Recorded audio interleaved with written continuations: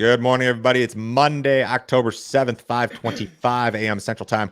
Grain markets are lower this morning. December corn futures down 2 cents at 4.22 3/4. November soybeans down 6 3/4 at 10.31. December Chicago wheat down 3 at 5.86 3/4. December Kansas City wheat down 4 at 5.94. December spring wheat is down 5.5 at 6.33. Let's start off with the funds. So CFTC released weekly commitment of traders data on Friday. As of Tuesday, October 1st, large money managers were short only 72,000 contracts of corn compared to the record short of 356,000 posted in July. Funds were net buyers of 44,000 contracts of soybeans.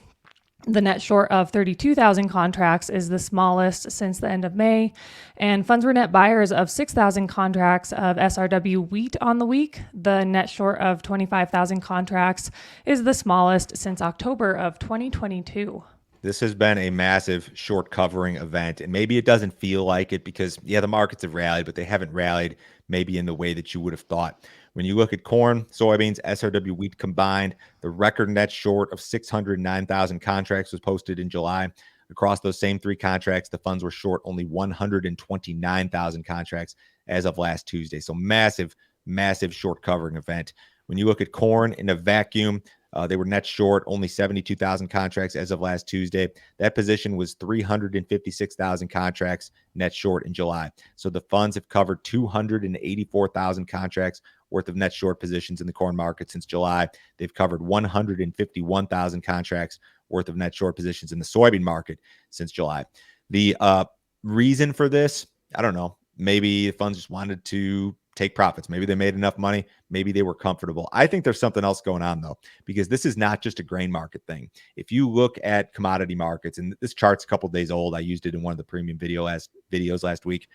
Commodities as a whole have acted very, very well. This is not just a corn, soybeans, wheat thing.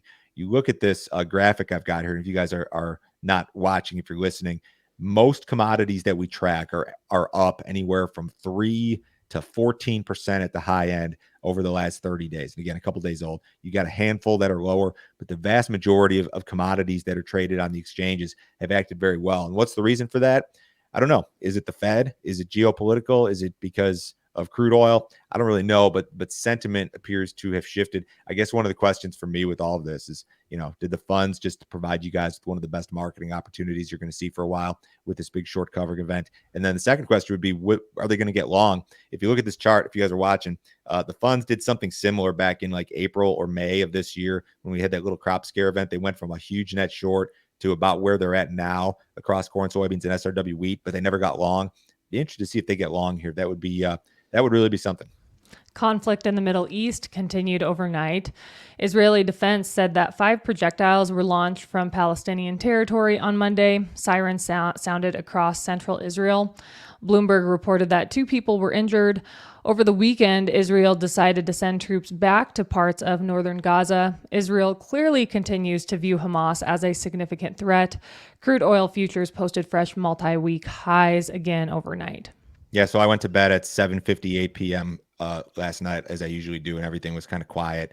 Grains were trading lower, and then woke up this morning, crude sharply higher, and the grain markets tried to rally, I think, for a minute, and now they're back off. So the geopolitical stuff is absolutely playing a role here in crude prices, and I think some of that is translating into grains. Wheat, in particular, I think has been a geopolitical type deal to some extent. Brazilian soybean planting continues to lag behind last year's pace. According to Safras and Mercado, Brazilian farmers have planted 4.1% of the total expected area.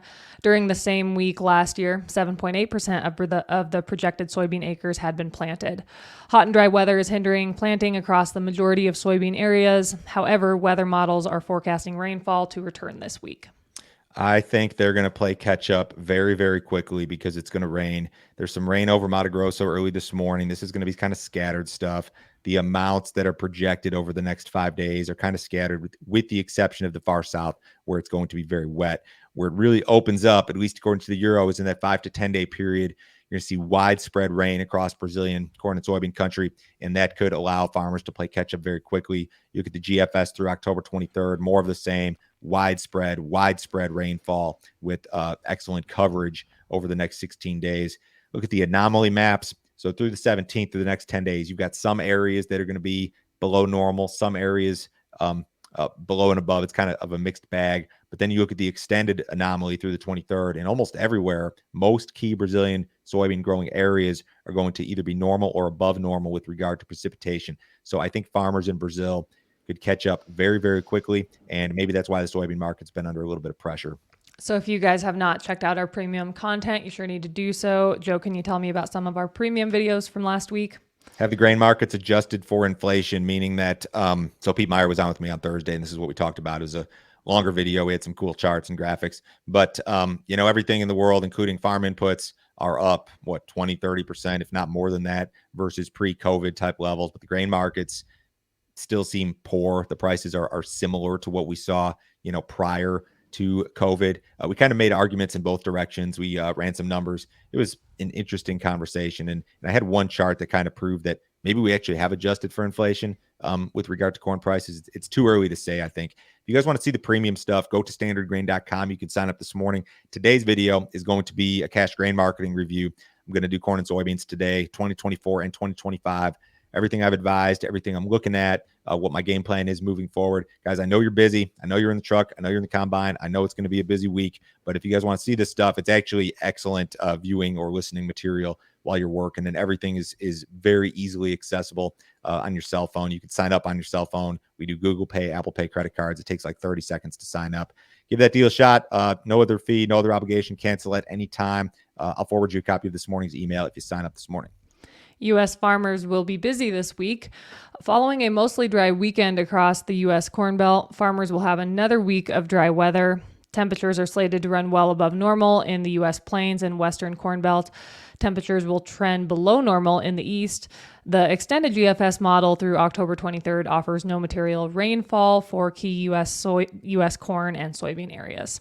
Fast and furious again this week. I'm curious. I've had some comments come in about this late season weather. Very dry, very warm in some areas. Maybe it's had a detrimental impact on the crop. I haven't heard that everywhere, and I'm not really hearing it in the yield reports either, although it's really tough to gauge anything from just anecdotal yield reports here and there. If you guys think that the finish has had a detrimental impact on yields or will, drop something in the YouTube comments. But bottom line here is that, harvest progress is going to move very quickly again. Harvest pressure, I think, is maybe something that we saw on Friday as the markets moved lower, and you may see some more of that this week. Russian wheat prices have climbed to their highest level since late June. In the last 2 weeks, prices have increased by 4.3%. The increase is due to severe drought conditions, which have lowered production and export forecasts. Reduced production has put pressure on Russian exporters to limit shipments. Egypt continues to be a major buyer of Russian wheat due to its competitiveness compared to Ukrainian wheat. Food security concerns caused Egypt to launch its largest ever wheat tender of 3.8 million metric tons in August. Last week, Reuters reported that Russia struck a deal to receive 3.1 million metric tons of wheat sourced from Black Sea origins from November through April. You've got big time buyers locking up needs for extended periods. They didn't get as much bought as they wanted to. And then you've got this chart that would kind of indicate that, hey, maybe that period, July, August, September, maybe it was kind of a big bottoming period with regard to global wheat prices. You've got weather problems in the Black Sea. You've got geopolitical tensions in the Black Sea and also in the Middle East. I wonder, big picture, when you step back, like, was that really it for the big bear markets and the grains? Are we gonna rally out of this and that's gonna be it, or is this farm recession, as I've called it many times, and I believe that's exactly what we're in? Is it going to continue, and this is just kind of a blip on the radar? I don't know. I hope that was a big-time bottom in global wheat prices, because that would bode well for corn prices, which would bode well for soybean prices. I hope that's the case. I do. USDA reported multiple flash sales on Friday. U.S. exporters sold 4 million bushels of soybeans to China for delivery during the current marketing year, and exporters also sold 8 million bushels of corn to unknown destinations for delivery during the current marketing year. Who is it disguising their corn purchases? We don't know. We may not know for a while. The optimist in me says it's China. The market tells me it's not, because if somebody thought that was China, we'd probably be off to the races in corn. But this is routine stuff. It's probably Mexico, would be my guess. U.S. job growth exceeded expectations in September. Non-farm payrolls rose by 254,000 last month, significantly more than the anticipated 150,000. Additionally, August and July non-farm payrolls were adjusted upward by 17,000 and 55,000 respectively. Unemployment in September declined to 4.1%, down from 4.2% in August. The uptick in job creation alleviates concerns over the health of the labor market. It also enables the Fed to lower interest rates at a gradual pace.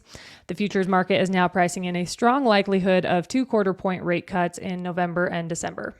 Yeah, the next meeting is November 7th, and we are looking for a quarter-point cut, 88% chance of a quarter-point cut, according to the CME Fed tool. Unemployment at 4.1 is still pretty darn low, but the Fed has very clearly shifted its focus. Inflation is over. Inflation is over in the eyes of the Fed. They're close enough to their target. I know nothing's any cheaper than it used to be, but the rate of inflation in the eyes of the Fed, the way that they view it on an annualized basis, has kind of not flatlined, but it's moving at a pace that is acceptable to them. They have two mandates. One of them is price stability, which is inflation. They feel as if they've tackled that, and now they've got to make sure that this unemployment rate doesn't spike any higher. Came down last month, which is a good sign, and they've got to make sure that that continues, and that's probably why they're going to cut. They want to get back to a more neutral rate over the course of time. What did cattle do on Friday? Cattle futures were higher. Live cattle were 20 cents higher to $1 higher. For the week, live cattle were an average of $2.97 higher. Feeders were 45 cents to $2.22 higher. On the week, feeders were an average of $3.78 higher. Cash cattle trade was slow last week. In the Southern Plains, cattle were $1 higher at $1.86. Elsewhere, trade was slow on light demand with too few transactions to trend. And finally, box beef was higher on Friday. Choice was up $2.78 to end the day at $302.58. Select was $4.32 higher at $287.61. Outside markets this morning, U.S. dollars about flat. Stocks are off, but we're sharply higher on Friday. The S&P's down 27 points this morning. The Dow's down 180. Bonds off a little bit. Crude oil, again, is higher, probably on more stuff going on in the Middle East, up $1.79, and the November WTI at 76.17. Have a great week, guys. We'll talk to you on Tuesday.